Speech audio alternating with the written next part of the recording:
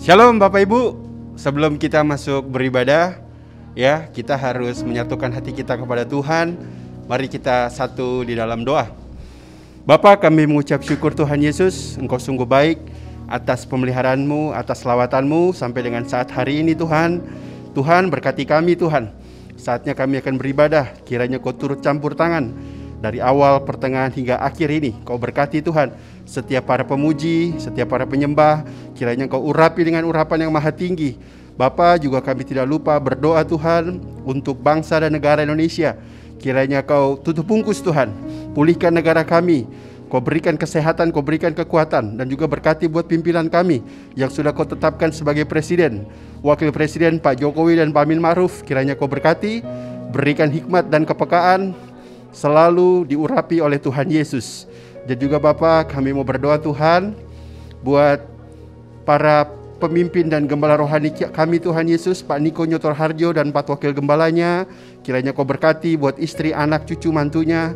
Berkati setiap visi-visinya Bapa, dan juga berkati buat gembala rayon kami, Bapak Kiki Haryadi bersama istri, bersama mantu, cucu, anak-anaknya. Kau berkati dia Tuhan, dan juga gembala cabang kami, Pak Moses Kristianto, Ibu Nancy dan kedua anaknya, Pak Sudandi dan Bu Tanti dan kedua anaknya.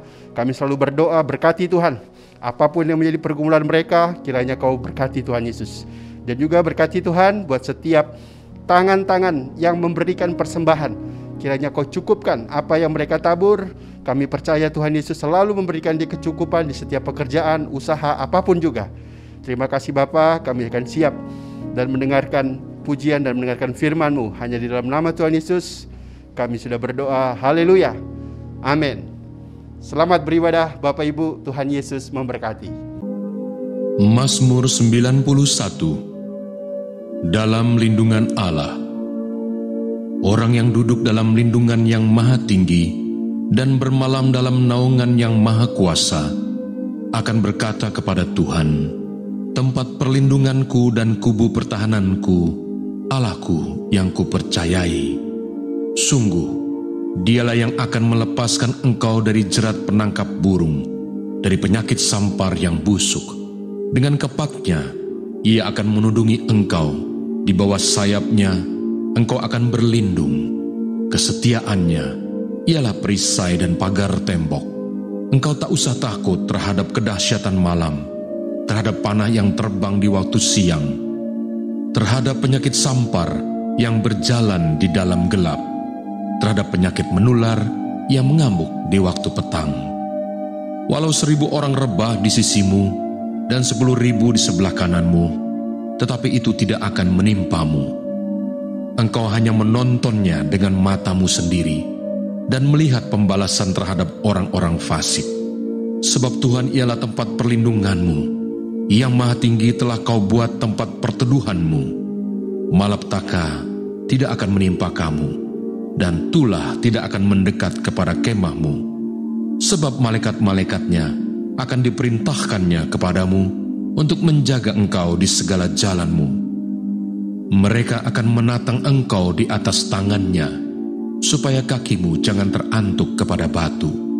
Singa dan ular tedung akan kau langkahi, engkau akan menginjak anak singa dan ular naga. Sungguh hatinya melekat kepadaku, maka aku akan meluputkannya, aku akan membentenginya, sebab ia mengenal namaku. Bila ia berseru kepadaku, aku akan menjawab, aku akan menyertai dia dalam kesesakan, aku akan meluputkannya dan memuliakannya. Dengan panjang umur akan kukenyangkan dia, dan akan kuperlihatkan kepadanya keselamatan daripadaku.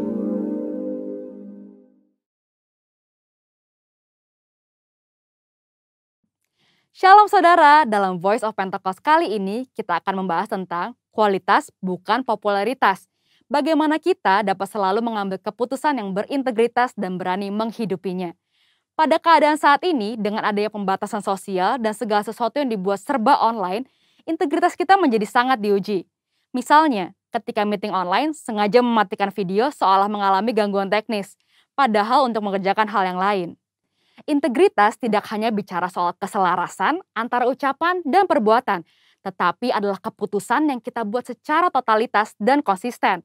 Maksudnya, terus-menerus melakukan segala sesuatu berdasarkan prinsip kebenaran. Sekalipun keputusan tersebut berbeda dengan konsep yang dianggap lazim oleh dunia. Bahkan jika keputusan tersebut terlihat merugikan untuk kita. Seperti yang diajarkan oleh Tuhan Yesus dalam Matius 5 ayat 37, jika ya, hendaklah kamu katakan ya. Jika tidak, hendaklah kamu katakan tidak. Apa yang lebih daripada itu berasal dari si jahat. Kita harus selalu berhikmat serta siap untuk berpegang teguh pada prinsip kebenaran. Saudara mungkin pernah menghadapi situasi yang memaksa saudara melakukan sesuatu yang tidak benar, baik di pekerjaan, bahkan di pelayanan atau hubungan sosial, entah karena diminta atasan atau orang yang kita kasihi. Tapi justru pada situasi seperti inilah kita dapat menerapkan ajaran Kristus untuk memiliki keberanian dan hikmat untuk berkata tidak, sekalipun dengan berbagai resiko yang harus kita hadapi.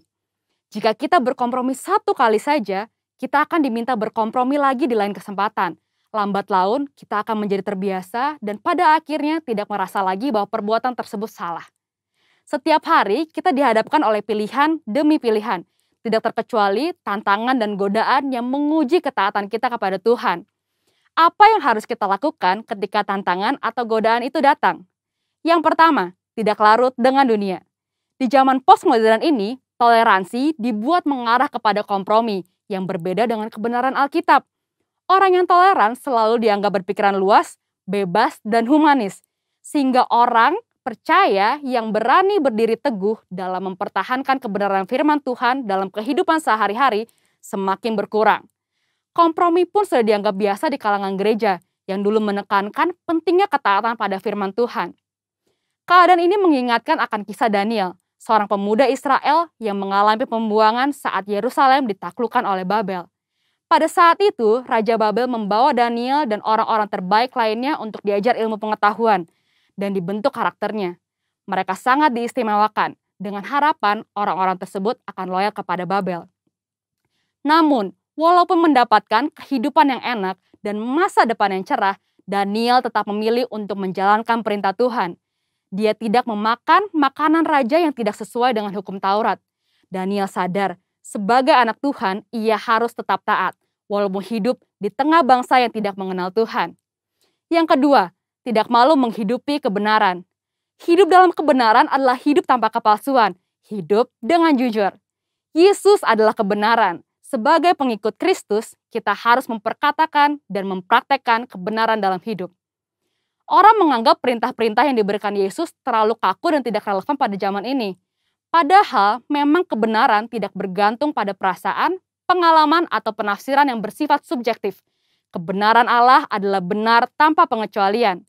Orang Kristen yang sejati akan melihat integritas dirinya sebagai suatu harga diri terpenting. Kita tidak perlu merasa takut berpihak kepada kebenaran.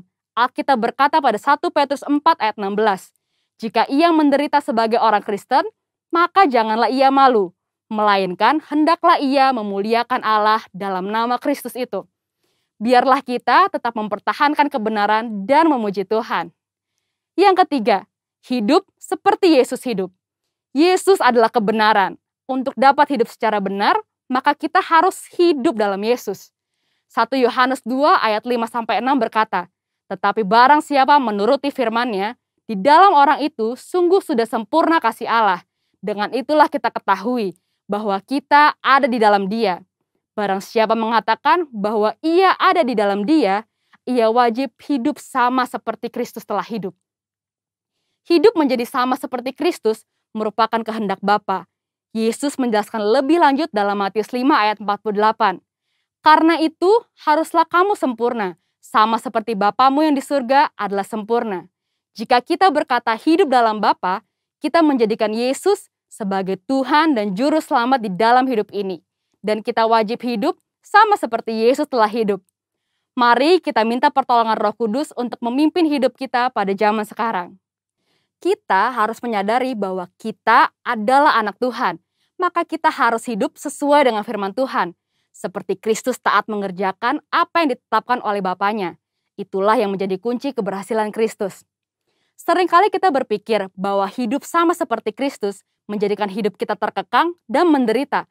Padahal, jika kamu tetap dalam firman-Ku, kamu benar-benar adalah murid-Ku. dan kamu akan mengetahui kebenaran, dan kebenaran itu akan memerdekakan kamu. Seperti tertulis di Yohanes 8 ayat 31-32. Itulah sebabnya selama di bumi, Yesus tidak pernah menyia-nyiakan kesempatan yang ada. Fokus hidupnya terpusat hanya untuk melakukan kehendak Bapa. Jadi, jika kita mengikuti teladan Yesus, kita akan hidup seperti Dia. Ketika dunia menawarkan kita untuk jadi serupa sepertinya, kita harus berani mengambil keputusan yang berintegritas, yaitu dengan berkata tidak. Tidak larut dalam dunia, tidak malu menghidupi kebenaran, dan yang terutama, hidup seperti Yesus telah hidup. Mari kita menjadi orang percaya yang berintegritas penuh di tengah dunia pada zaman ini. Untuk penjelasan lebih lengkapnya dari tim teologi kami, silahkan buka link yang ada di atas atau scan QR Code yang tersedia. Salam integritas, Tuhan Yesus memberkati.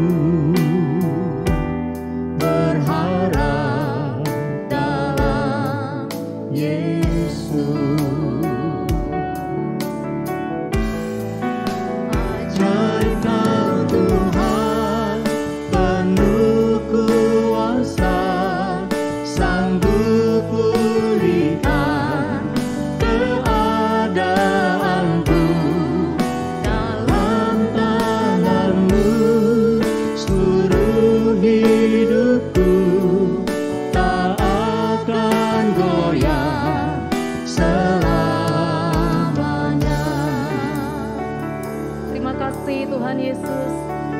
Sungguh Engkau baik, sangat baik buat setiap kami ya Tuhan. Hari demi hari, minggu demi minggu, bulan demi bulan, Kau nyatakan kebaikan-Mu bagi setiap kami. Sampai dengan hari ini, sungguh besar kasih-Mu buat kami ya Tuhan. Engkau kekuatan kami, Engkau perlindungan kami, Engkau sukacita kami, karena Engkau Allah yang ajaib, sanggup melimpahkan segala kebaikan-Mu buat setiap kami. Terima kasih Bapa yang baik, terima kasih. Mari sama-sama angkat tangan di hadapan Tuhan, kita katakan, kekuatan di hidupku, ku dapat dalam Yesus. Dia tak pernah tinggalkanku, setia menopangku. Kami berseru,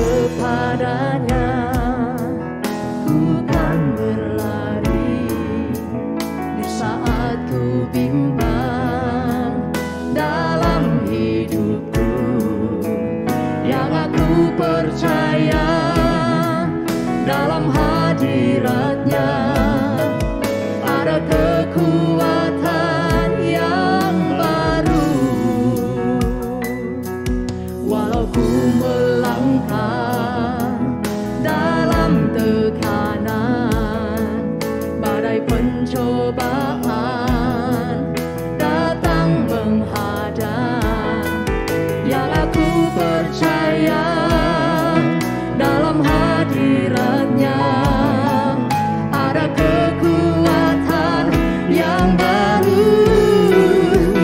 Ku kan terbang tinggi bagai raja wali di atas segala persoalan hidupku, dan aku percaya saat ku bersama Dia tiada yang mustahil bagi Dia. Ku kan terbang tinggi bagai raja mengangkat kami dari satu kemenangan kepada kemenangan yang lebih besar hidupku, dan aku percaya saat ku bersama Dia tiada yang mustahil bagi. Mari sembah Dia, mari sembah Dia, sembah Dia, sembah Dia.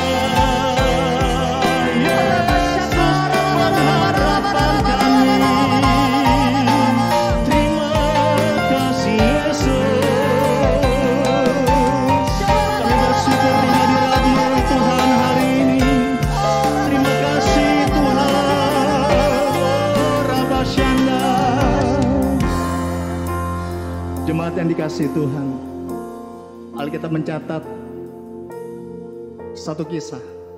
Yesus naik perahu bersama-sama dengan murid-muridnya menyeberangi danau Galilea. Di tengah jalan, angin ribut yang besar, gelombang yang besar, badai itu terjadi. Pada saat Yesus dan murid-muridnya ada di dalam perahu, lalu Yesus menghardik badai itu sehingga danau itu menjadi teduh. Hari ini mungkin keadaan Bapak Ibu Saudara, setiap jemaat Tuhan, engkau sedang diterpa badai gelombang yang besar, perahu kehidupan, perahu mata pencaharianmu, perahu kesehatanmu. Yakin dan percaya Dia Yesus ada dalam perahu kita, dan Dia Allah yang sanggup untuk membuat segala sesuatunya menjadi teduh. Bagi Allah kita tidak ada perkara yang mustahil. Mari angkat dua tanganmu tinggi-tinggi, arahkan kepada Tuhan, dan angkat iman percayamu, katakan, ku kan terbang tinggi. Terima kasih Tuhan. Ku kan terbang tinggi bagai raja wali di atas segala persoalan hidupku, dan aku percaya saat ku bersama Dia. Amin. Tiada yang mustahil bagi yang percaya. Berikan tepuk tangan bagi Allah kita.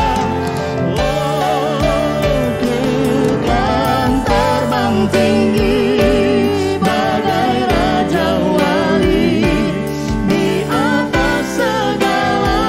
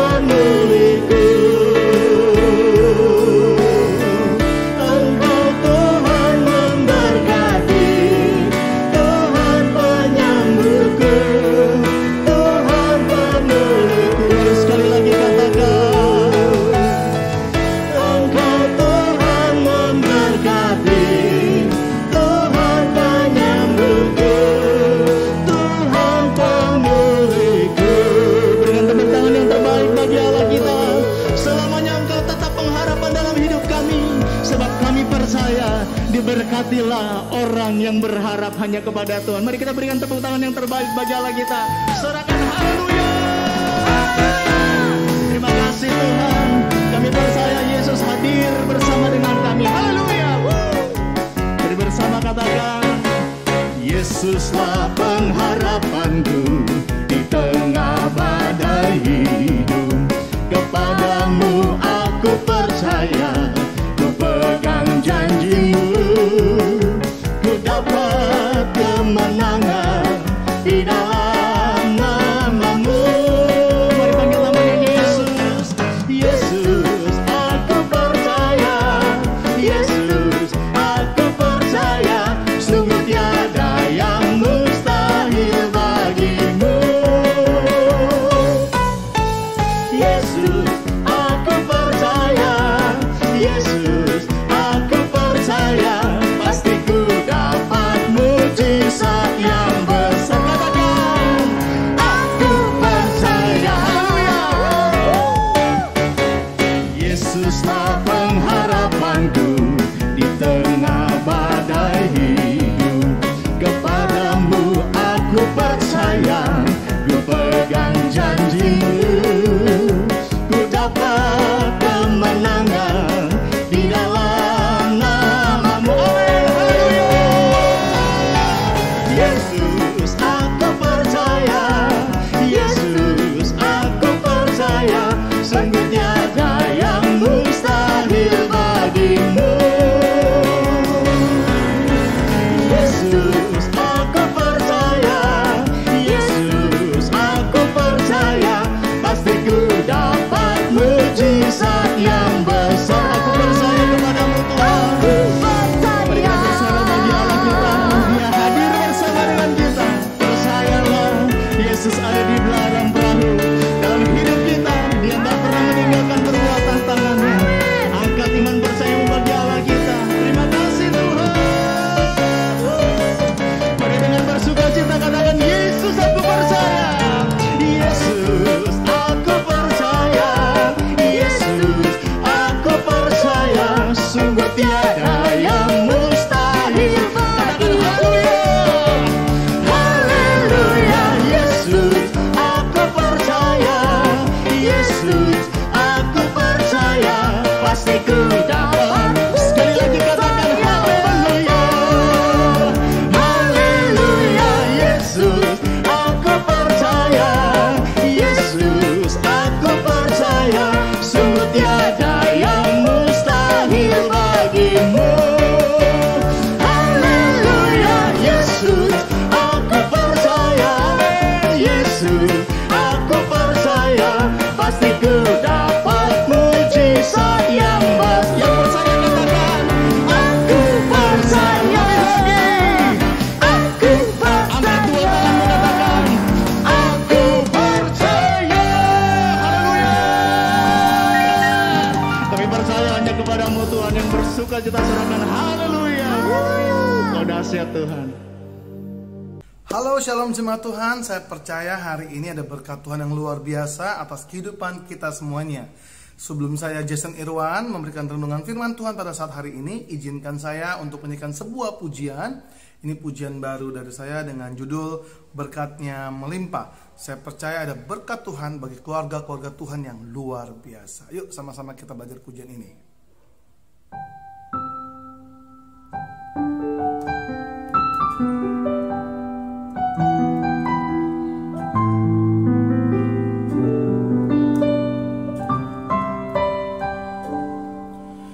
Kiranya Tuhan berkenan memberkati rumah keluargaku. Apa yang telah Tuhan berkati, diberkatilah untuk selamanya. Sebab Tuhan melindungi, Tuhan menyinari dengan wajah-Nya dan beri kasih karunia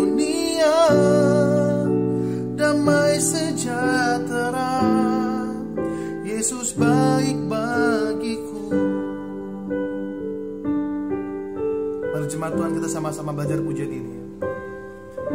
Kiranya Tuhan berkenan memberkati rumah keluargaku. Apa yang telah Tuhan berkati, diberkatilah untuk selamanya.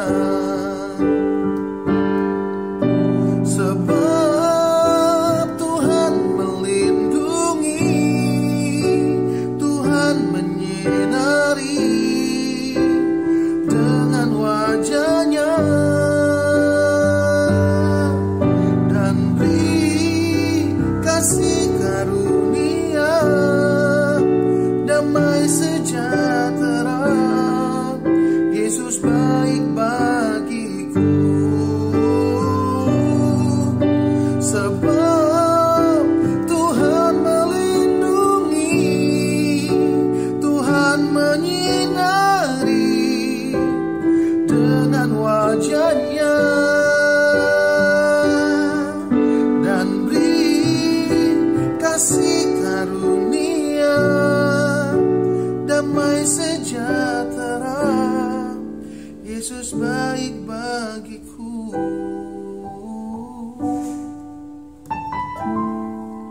Yesus baik bagiku. Yang percaya Yesus baik dan siap menerima firman Tuhan, sama-sama katakan amin. Ya, saudara, hari ini saya akan khotbah tentang melewati badai. Ya, apa temanya?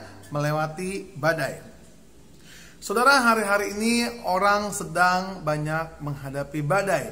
Gara-gara pandemi yang bernama COVID-19, berapa banyak badai-badai mulai berdatangan, saudara. Badai kekhawatiran, takut terkena COVID-19, badai ketakutan, ada juga badai keuangan. Sekarang orang mulai banyak yang bangkrut, badai rumah tangga, angka perceraian mulai tinggi, pekerja mulai hilang, usaha mulai kacau, pengangguran di mana-mana, ibu-ibu stres gara-gara anaknya sekolah online, dan banyak orang yang terpuruk karena badai, saudara. Dan hari ini saya mau katakan, setiap kita orang yang percaya bisa melewati badai. Apa kuncinya? Yuk kita sama-sama buka firman Tuhan dalam Markus 4 ayat 35 sampai 41. Saya bacakan buat saudara semuanya. Pada hari itu, waktu hari sudah petang, Yesus berkata kepada mereka, marilah kita bertolak ke seberang. Mereka meninggalkan orang banyak itu, lalu bertolak dan membawa Yesus beserta dengan mereka dalam perahu, di mana Yesus telah duduk dan perahu lain juga menyertai Dia. Lalu mengamuklah taufan yang sangat dahsyat dan ombak menyembur masuk ke dalam perahu, sehingga perahu itu mulai penuh dengan air. Pada waktu itu Yesus sedang tidur di buritan di sebuah tilam. Maka murid-muridnya membangunkan Dia dan berkata kepadanya, Guru, engkau tidak peduli kalau kita binasa. Ia pun bangun menghardik angin itu dan berkata kepada danau itu, diam, tenanglah. Lalu angin itu reda dan danau itu menjadi teduh sekali. Lalu Ia berkata kepada mereka, mengapa kamu begitu takut? Mengapa kamu tidak percaya? Mereka menjadi sangat takut dan berkata seorang kepada yang lain, siapa gerangan orang ini sehingga angin dan danau pun taat kepadanya. Saudara, kalau kita mau menghadapi badai, yang pertama tugas kita adalah belajar mengenal ciri-ciri badai. Saya mau katakan, kalau saudara mau menghadapi badai, kenalilah ciri-ciri badai. Ciri-ciri badai yang pertama adalah badai itu bisa membahayakan, saudara. Waktu murid-muridnya menghadapi badai, mereka ketakutan, saudara. Mereka kenapa? Takut kapalnya tenggelam, takut kapalnya karam, mereka takut dihanyutkan, saudara. Mereka takut hancur. Dan apa yang terjadi, saudara? Mereka akhirnya jadi orang yang penuh kekhawatiran. Mereka lupa mereka orang yang percaya, mereka orang yang punya kuasa, saudara.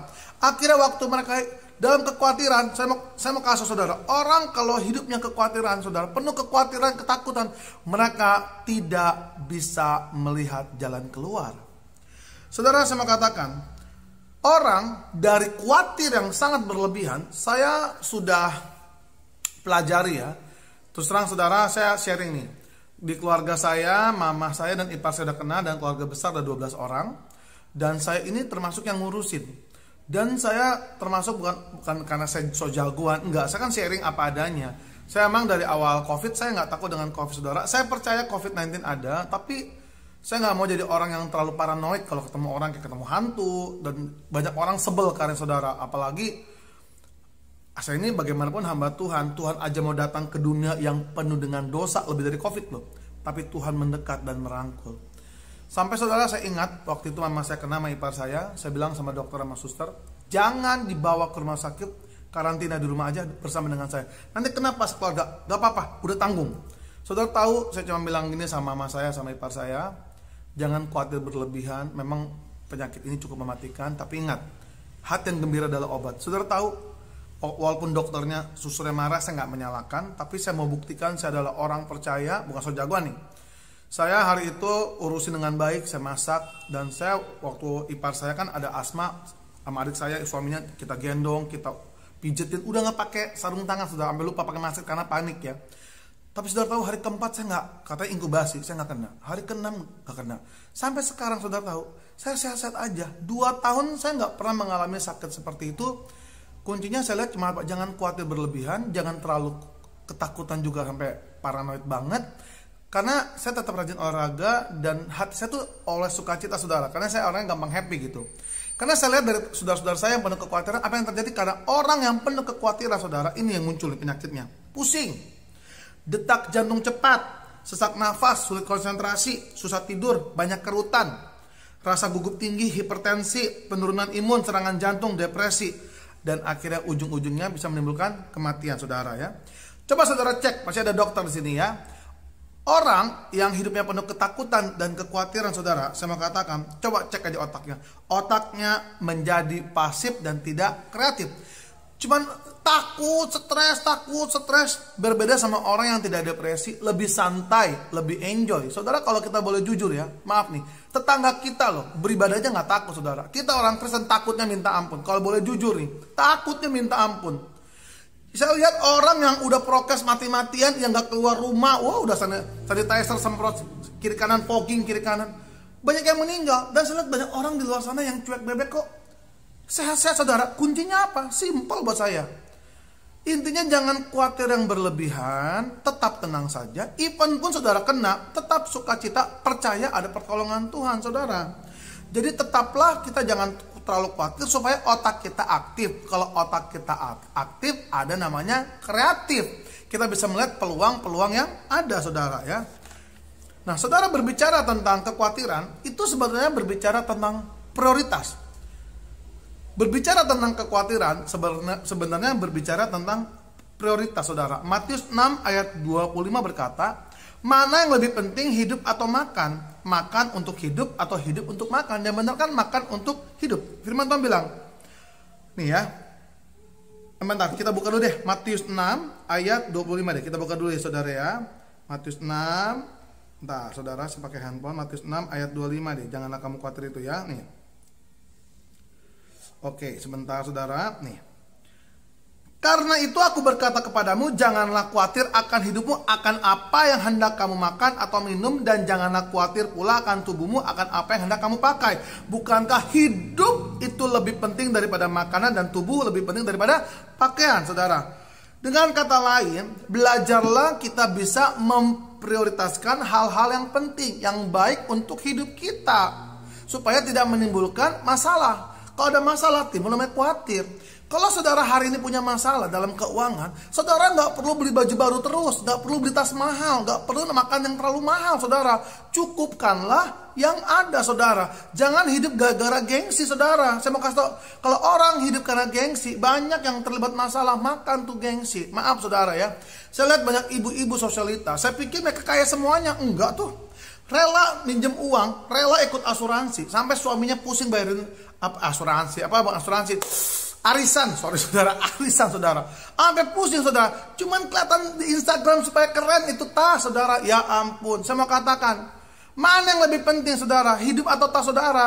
Hidup saudara lebih penting, keluarga saudara lebih penting.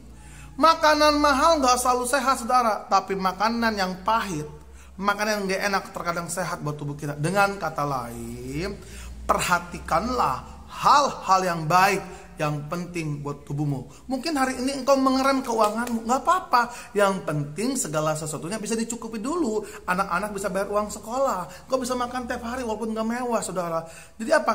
Prioritas itu penting. Kalau engkau bisa memprioritaskan yang penting, tidak terjadi namanya kekhawatiran, saudara. Amin.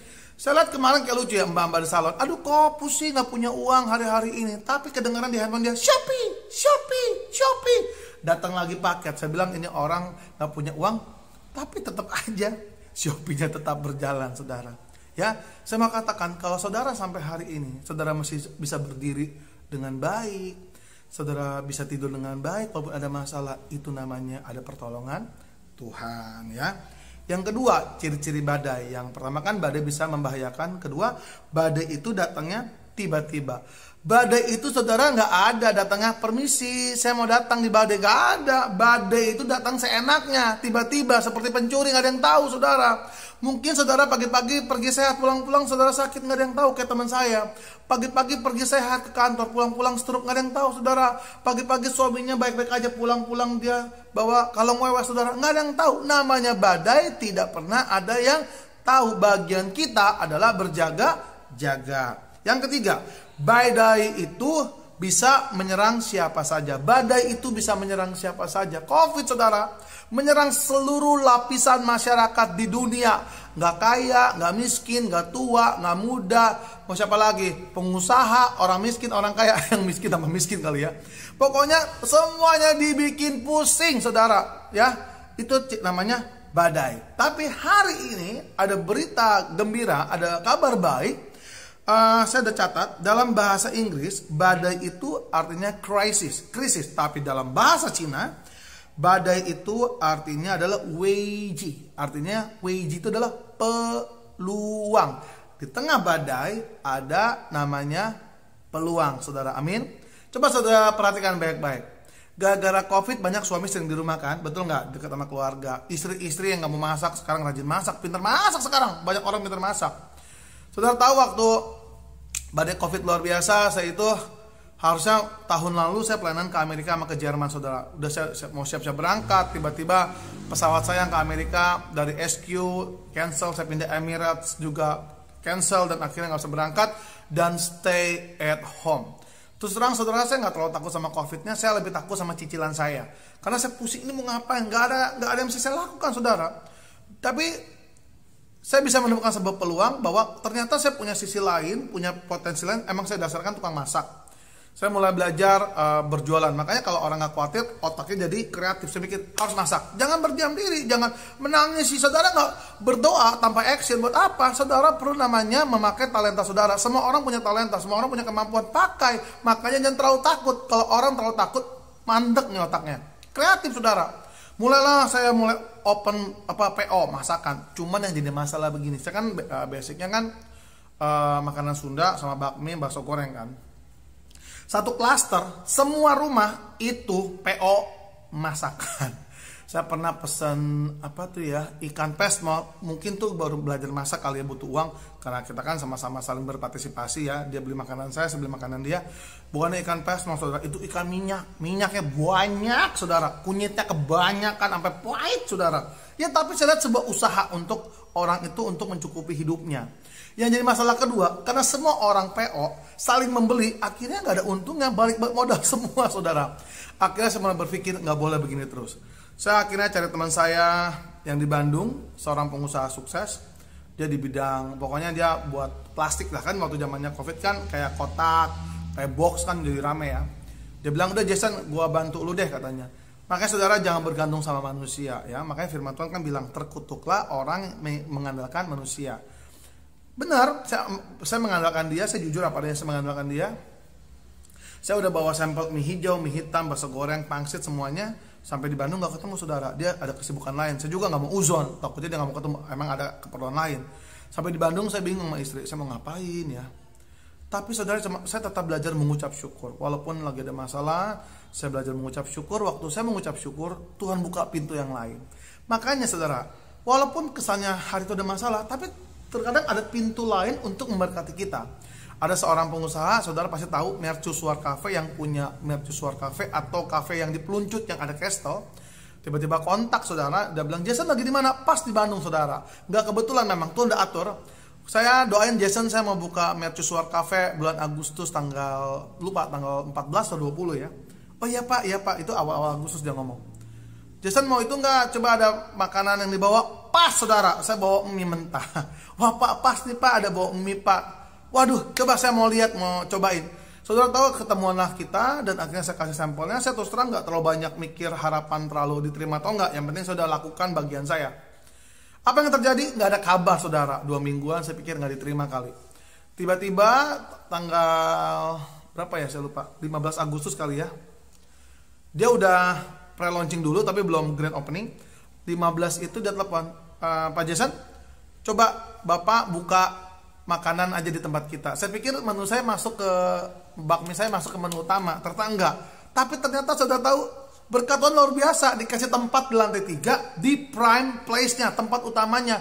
Cuman saya jualan sendirian di situ dan semua orang pasti foto saudara ke sana di tempat itu. Itu berkat Tuhan. Dan saya bilang bawa berapa mangkok ya Pak, kira-kira berapa porsi ya? Ya bawa aja ya, 1000 kali ya buat 4 hari, coba dulu. Waduh saudara, itu tinggal 2 hari. Bagaimana mungkin bikin mie mentah sama bakso goreng sekitar 1000 saudara. Akhirnya saya sama istri kerja keras sampai tangan tuh muter, bikin bakso goreng muter apa begini. Lama-lama sarange nih saudara. Dan akhirnya ya seusahanya ya semampunya cuma 600 porsi dan 1000 bakso goreng. Kita ke Bandung, mulailah kita dagang hari pertama. Saya ingat hari Kamis. Betapa syoknya saudara, hari Kamis dan Jumat habis malah kurang. Dasar maaf saudara, karena otak Chinese kan dagang nggak boleh hilang kesempatan, peluang. Kita beli mie mentah di tempat lain, ya udahlah kita pikir kita coba. Saudara tahu dalam waktu 4 hari laku berapa? 2000 mangkok dan 2000 bakso goreng. Nah saudara, ada peluang. Makanya di tengah badai ada namanya peluang. Dan peluang apa lagi yang saya rasakan? Yang pertama, ini peluang yang saya rasakan pertama sebagai seorang hamba Tuhan ya. Pertama, dengan adanya badai, supaya kita lebih rajin lagi mencari Tuhan, saudara. Amin. Orang tuh kalau lagi hidupnya nyaman-nyaman aja, kadang-kadang lupa. Tapi perlu digoncangkan dengan namanya badai, supaya dia sadar bahwa semua orang perlu namanya Tuhan, saudara. Seperti murid-murid Tuhan ya. Kalau saya pikirkan mereka kan ahli-ahli kelautan. Betul nggak saudara, ahli-ahli kelautan ya. Dan harusnya waktu ada badai mereka bisa hadapi. Ternyata mereka ketakutan, sampai sibuk buang air, teriak-teriak guru. Nah saudara, kita belajar. Makanya sebuah peluang itu bisa kelihatan dalam badai kalau kita apa saudara? Bisa melihat dengan apa? Waktu kita tenang saudara ya. Tenang. Dan saya ingat, satu hal yang saya ingat dalam hidup saya waktu menghadapi badai. Saya nggak mau mengandalkan manusia, saya belajar mengandalkan Tuhan. Karena tempat terbaik, tempat kediaman hidup kita, waktu kita duduk di kakinya Tuhan. Ada sebuah pujian waktu itu, waktu saya pusing saudara, saya dengar di YouTube ya, lagu lama sih. Berseru dan memanggil namanya, berdoa dia segera menghampiri dirimu. Percaya Yesus tak jauh darimu.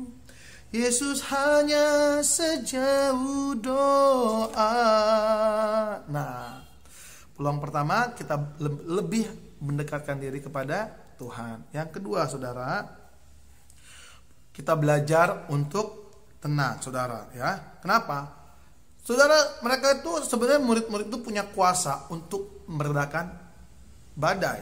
Tetapi karena mereka tidak tenang, akhirnya apa yang dari saudara, mereka teriak-teriak dan akhirnya Pak mengeluarkan perkataan yang gak bagus nih. Guru, mengapa engkau tidur aja? Ini lagi ada badai, kita bisa binasa. Saudara, hati-hati dengan perkataan kita, saudara. Betul nggak? Makanya Amsal 18 ayat 21 berkata, kata-kata menjadi benih atas iman dalam taburan kita. Banyak orang waktu menghadapi badai, mereka sumpah serapah, mereka bersungut-sungut, aduh mati lu, aduh gawat, wah gak ada peluang, wah gak ada jalan keluar, kenapa toko kita sepi? Makanya hati-hati dengan perkataan kita. Dengan perkataan kita itu bisa membakar kota. Dengan perkataan kita yang tidak mungkin menjadi mungkin, saudara. Belajar dari Hana, walaupun mandul, saudara, dia tidak pernah mengutuki dirinya sendiri. Dia datang sama Tuhan, dia mengucap syukur, saudara. Paulus walaupun di penjara, dia tidak bersungut-sungut, dia cuma menyembah Tuhan. Makanya kuncinya saudara, waktu ada badai, belajar untuk tenang dan menjaga perkataan kita, saudara. Walaupun mungkin usaha saudara kacau balau, bilang aja Tuhan itu baik. Kami mengucap syukur. Walaupun tidak baik, kami percaya ada pertolongan Tuhan. Mungkin saudara sedang sakit. Tuhan terima kasih untuk kesempatan ini kami boleh sakit Tuhan. Mungkin ada berkat Tuhan, ada mukjizat yang tidak pernah kami pikirkan yang Tuhan siapkan. Mungkin gak punya uang. Saudara bersyukur aja sama Tuhan. Burung di udara saja Tuhan pelihara. Bunga di ladang aja, bunga bakung saudara Tuhan hiasi. Apalagi kita biji matanya Tuhan. Makanya jagalah perkataanmu dan tetap tenang di dalam segala situasi. Yang ketiga, peluang apa? Peluang kita menjadi pesaksi saudara. Waktu badai COVID ini datang saudara, berapa banyak keluar kesaksian hebat. Mereka yang disembuhkan, ada juga kesaksian yang merinding saudara. Mereka mengucap syukur, saudara kami bersyukur orang yang kami cintai berpulang karena penyakit COVID. Tapi kami bisa melihat pertolongan Tuhan, Tuhan cukupkan segala sesuatu. Ini orang hebat kesaksian. Kesaksian tidak hanya berbicara tentang kesembuhan-kesembuhan, tapi mengucap syukur lebih dari mukjizat saudara. Tuhan persiapkan diri kita di tengah badai untuk menjadi pesaksi.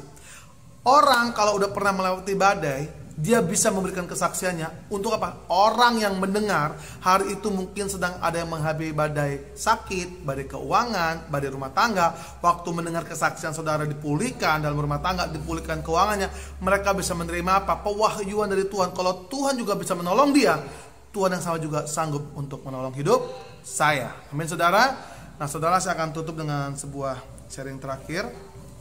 Saya percaya bahwa hidup yang berkualitas adalah hidup yang tahan uji. Hidup yang berkualitas adalah yang bebas dari rasa khawatir. Karena cuma dari hati yang bebas dari rasa khawatir yang mampu meredakan badai saudara. Saudara, saya bersyukur sama Tuhan. Saya baru sadar dalam hidup saya, hampir 14 tahun saya melayani Tuhan dan menulis lagu. Satu kali saya lagi duduk diam di kakinya Tuhan ya. Saya nonton sebuah YouTube dan ternyata YouTube itu saudara tahu, dulu saya pernah tampil di sana. Saya lihat nyanyi dengan megang mic, dengan suara yang saya usahakan terbaik dan sukacita kenapa dipuja-puja, dikasih tepuk tangan. Tapi saya lihat ada sebuah video simple setelah kita tampil waktu itu 9 orang. Seorang anak kecil, dia nyanyi, dia ngomong gini, anak yatim piatu yang bukan orang kaya, orang sederhana, yang gak punya orang tua. Dia ngomong apa? Saya mau nyanyi buat Tuhan Yesus. Apapun yang saya dan teman-teman alami dalam yayasan, kami percaya Tuhan Yesus itu baik dan mencintai kami. Saudara tahu? Lagunya simpel, lagu ini doang. Ku renungkan firman-Mu siang dan malam, ku pegang perintah-Mu dan ku lakukan. Saudara tahu 5.000 jemaat, waktu kami nyanyi cuma tepuk tangan, sekarang 5.000 jemaat. Mereka menangis, mereka berdiri, mereka mengangkat tangan. Saya bisa melihat gak ada satupun orang yang berdoa, Tuhan tolong badai ini, atau Tuhan tolong sembuhkan saya, Tuhan tolong angkat beban saya. Gak ada saudara. Tapi saya lihat dalam satu ruangan, orang ngomongin Tuhan baik, terima kasih Tuhan, terima kasih untuk sakit penyakit ini, terima kasih untuk masalah ini. Saudara bayangkan, seorang anak kecil yang mungkin belum mengerti masalah, tapi dia tahu, dia ditinggalkan, dibuang, tapi dia bisa mengatakan Tuhan baik. Sebab itu saudara, saya mau katakan, siapapun yang menonton hari ini, tinggalkan kekhawatiranmu. Kekhawatiranmu tidak menambah sahasta apapun juga. Jangan kalah sama orang seberang saudara. Saya tidak mengajak saudara untuk curi bebek, enggak. Jangan jadi orang yang gak percaya, khawatir berlebihan. Nikmati hidup saudara. Covid boleh ada, tapi kuasa Tuhan melebihi COVID yang saudara hadapi. Hari saudara punya masalah keuangan, sakit penyakit, rumah tangga. Saya mau katakan, selama masih ada Tuhan, selalu ada pertolongan Tuhan. Selama masih ada Tuhan, selalu ada jawaban. Yesus berkata, diam dan tenanglah. Saya juga mau katakan sama saudara hari ini, diam dan tenanglah. Dengarkan suara Tuhan. Suara Tuhan yang penuh kasih berkata, jangan takut, jangan bimbang. Aku mengasihi engkau melebihi segalanya, sebab kita adalah biji matanya Tuhan. Amin saudara. Mari kita naikkan sebuah pujian. Musim akan selalu berganti, kasih Tuhan tetap abadi, tak akan berubah sampai selamanya. Ku tetap percaya, ku yakin Tuhan memberkatimu, ku yakin Tuhan melindungimu. Ingat saudara baik-baik perkataan ini. Burung di udara Tuhan pelihara, karena kasih-Nya. Tuhan selalu menolongku, selalu menjagaku. Sehelai di rambutku tak akan terjatuh tanpa seizin-Mu. Tuhan selalu menolongku, selalu menjagaku. Dia mengenyangkanku dan peliharaku seumur hidupku. Tuhan selalu menolongku, selalu menjagaku. Sehelai di rambutku tak akan terjatuh tanpa seizin-Mu. Dengarkan doa kami Tuhan. Tuhan selalu menolongku, selalu menjagaku. Dia mengenyangkanku dan peliharaku seumur hidupku. Terima kasih Tuhan buat kasih setia-Mu yang setia. Diberkatilah umat-Mu yang percaya padamu. Mereka akan mendapatkan kekuatan baru. Yang lemah dikuatkan, yang susah diberikan kelegaan dan penghiburan yang sejati dari Yesus yang baik. Hari ini yang berbeban berat Tuhan pulihkan. Terima kasih Tuhan buat hari ini. Gak ada lagi kata-kata yang terbaik, cuman mengucap syukur kepada Tuhan.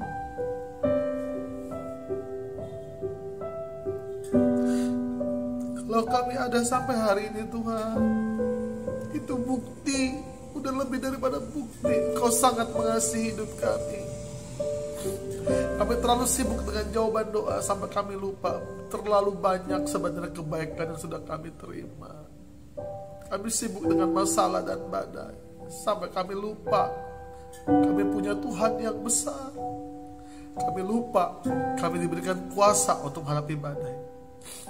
Hari ini kami mengambil komitmen Tuhan. Sampai kapanpun, sampai menutup mata ini, kami tetap percaya kepada Tuhan. Hidup kami tidak akan lagi melihat badai, tapi hanya memandang Engkau sebagai Tuhan yang hidup, Tuhan yang berdaulat, Tuhan yang bertanggung jawab, Tuhan yang setia atas kehidupan kami. Diberkatilah jemaat-Mu, sidang jemaat, gembala sidang dan gereja-Mu Tuhan hari ini. Apapun yang mereka perbuat, Tuhan berikan yang terbaik, Tuhan berikan keberhasilan lebih dari segalanya. Yang percaya sama-sama katakan, amin. Tuhan Yesus memberkati saudara semuanya. Amin. Haleluya. Shalom saudara, saya percaya firman Tuhan yang sudah kita dengar menguatkan kita, memberkati kita, menghibur kita semua. Mari kita lakukan apa yang kita dengar hari ini. Sebelum kita akhiri ibadah kita, saya ajak kita bersama-sama, kita perkatakan definisi dari Pentakosta ketiga.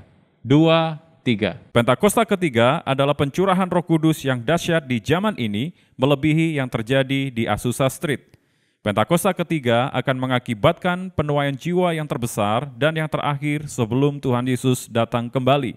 Pentakosta ketiga akan membangkitkan generasi Yeremia, yaitu anak-anak muda yang dipenuhi Roh Kudus, cinta mati-matian kepada Tuhan Yesus, tidak kompromi terhadap dosa, dan akan bergerak untuk memenangkan jiwa.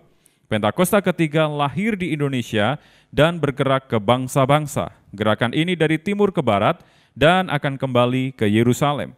Pentakosta ketiga akan memberikan kuasa untuk menyelesaikan amanat agung dan setelah itu Tuhan Yesus datang kembali. Amin. Mari kita arahkan hati kita, kita angkat kedua tangan kita kepada Tuhan, terimalah berkat anugerah, damai sejahtera dan sukacita yang berlimpah-limpah dari Bapa di surga melalui anaknya yang tunggal, Yesus Kristus, dan persekutuan yang manis dengan Roh Kudus memberkati kita dari sekarang sampai selama-lamanya. Dalam nama Yesus, kita terima berkat ini. Haleluya.